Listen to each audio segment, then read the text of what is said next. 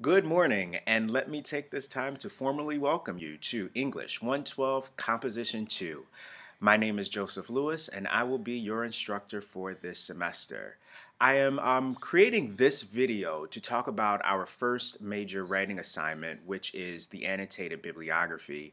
So between now and next week, you will be developing a topic, a research topic that you will be basically researching for the whole semester. And you'll be writing discussion board posts about your progress on the research paper, and then you'll be doing two major papers that document your research. Now, these major papers, the first major paper that I'm going to talk about today is going to be the annotated bibliography. And then the second major paper that you write will be the thesis supporting paper. So these two papers are basically speak to one another in the sense that you will be developing a topic over time, and you'll be writing it in two different genres of writing, which is the annotated bibliography format and the thesis supporting paper format. So before you delve into the annotated bibliography, you want to make sure that you review the links on brainstorming a topic and choosing a topic. Part of the major difficult challenge of writing a research paper is figuring out your topic and how to articulate your topic. So I want you to spend some time over the next couple of days reviewing the links on eLearning to help you sort of get familiar with how to choose a topic and how to brainstorm about topics. When thinking about a research topic, you want to think about things that catch your interest. What are some of the things that have you sort of provoke some sort of emotional reaction in you when you see it on the news or you're reading through blogs? What are some of the concepts or issues or topics that you talk about with your family and friends, and something that you can go on and on and on and on for hours and hours and hours? What are some of the questions that you have about society? What are some of the issues that are going on today in terms of politics, in terms of the economy, in terms of healthcare? What are the issues that affect you? If you are still having problems trying to figure out some of the issues that, affect you, or some of the conversations that you are having in your social circles, think about what you are going into or what you're studying here at Delta. So for instance, you might be studying accounting, and you might do a research or find out some of the issues that are going on in that particular discipline. What are you pursuing in your career, and what are some of the issues that are emerging in your career of choice? So you need to spend some time over the next couple of days really thinking about doing some thinking about choosing a topic, and then there'll be some links on eLearning to help you sort of work through that. So after you've chosen a topic, and remember at this point your topic is going to be really broad, so don't worry about that. When you write the annotated bibliography helps you narrow down your topic, because you are basically exploring what other people are saying about your topic, and you're also identifying some of the issues related to your topic. So what the annotated bibliography does is that it helps you organize, helps you wrap your brain around what people are saying about your topic. The annotated bibliography also helps you organize your source material. So when you do the second major writing assignment, you're going to have to analyze and synthesize that source material around a particular position statement or thesis statement. So the annotated bibliography helps you analyze that information to help develop your thesis statement in your second paper. The annotated bibliography also helps you practice MLA and APA formatting. So you'll also, in the links on eLearning, you'll also review links on how to format citations for MLA or APA. Either the Modern Language Association, which is MLA, or the American Psychological Association, which is APA.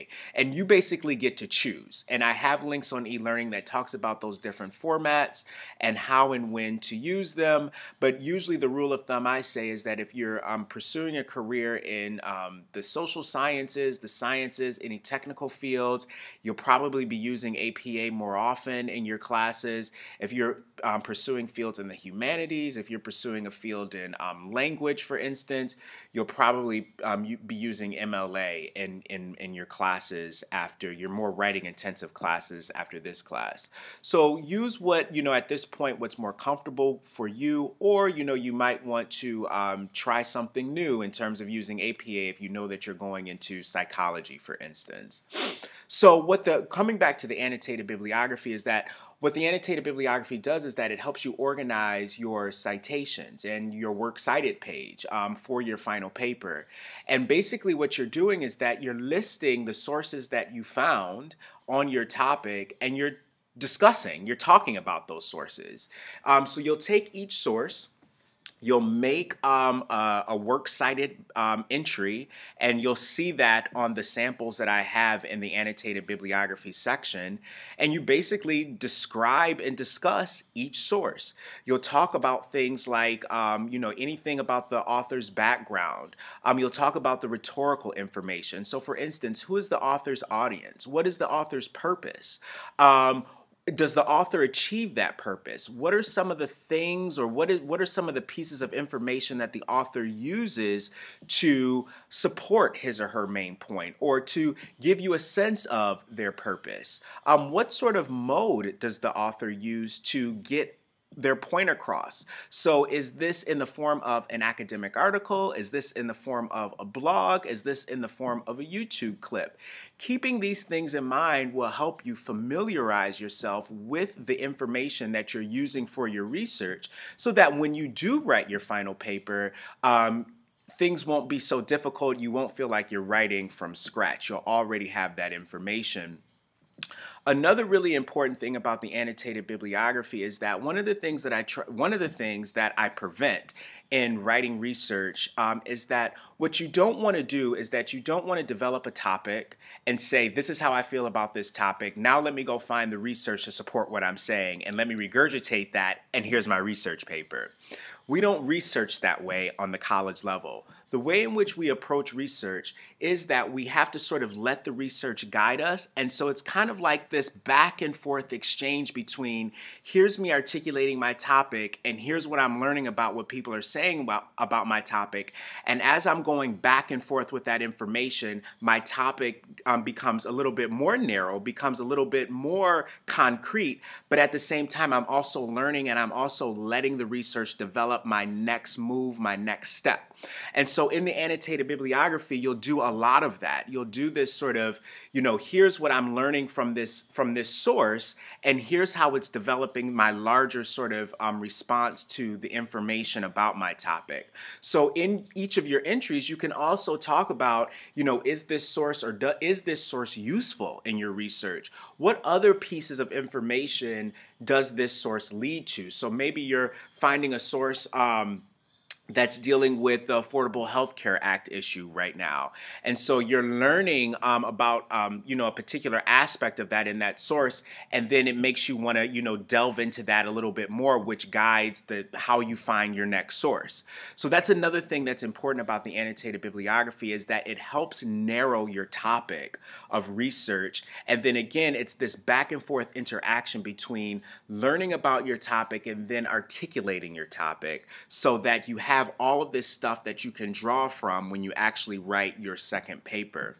Another really key important thing about the annotated bibliography that we will talk about over the course of the next couple of weeks is identifying between scholarly and popular sources. And another term for scholarly sources will be academic sources.